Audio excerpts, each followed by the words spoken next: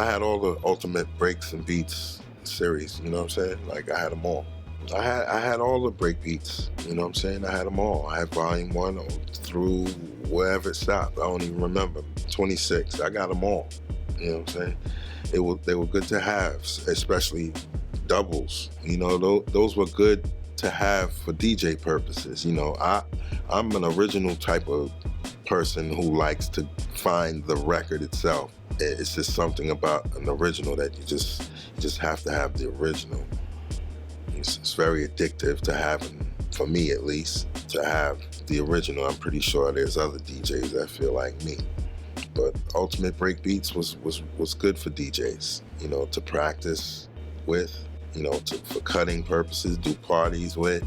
You don't have to pull out the original and scratch up the original and static, and, you know, put deep static into the original. Sometimes you just like to have it personally, to have in your home for it to sound clean, as always, and not scratching it. But then originals also are good to find more than one copy if it's a break beat to cut.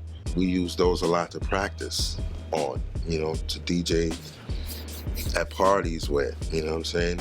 Even on the radio sometimes, you know what I'm saying? But I'm an original guy. I like to have the original record and find 2, 3, 4, 5 copies of the original records and take 2 of those and show off with those at the party. I was recently in Miami with Diamond D, hanging out with him, and he brought his 45s, and, you know, I got a lot of stuff too. And I looked in his stash and I was like, well, I don't got that. Oh, I don't got that. But they were familiar records. I just didn't have them on 45, you know what I'm saying? Break beats are the thing to have, especially on 45. It's just a thing about having it on 45 that's like dope. I have to say, like, I loved cutting Funky Drummer, James Brown, of course. You know, that was like, not only because it was funky, it was just good. It just felt good to cut, you know what I'm saying? There's certain records that feel so good, like, you know what I mean? You know, how the record is done, when you scratch, it's a weird DJ thing, you know, when you're scratching, you know, certain parts of the record or where the break begins, you know, if it's a horn, you're cutting, where the break begins, sometimes the break comes in with just the beat or with a horn blast or something, you know what I'm saying? And, you know, it's just an intriguing thing to do in music. You know, we were always saying, what were the band members thinking about doing it the way they did it? And, you know, for the stories I heard about Funky Drummer, how the band was so tired, you know what I'm saying? It feels like, you know, it's like magic was done in the studio with James Brown. So, well, you know, I love cutting, like, Funky Penguin, Isaac Hayes records, James Brown records, you name it, you know what I'm saying? Dance to the Drummer's Beat, Funky Penguin.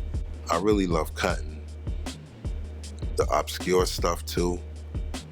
You know, beats that people still, there's so much stuff out there to find. There's so much stuff, it's like limitless, it doesn't stop.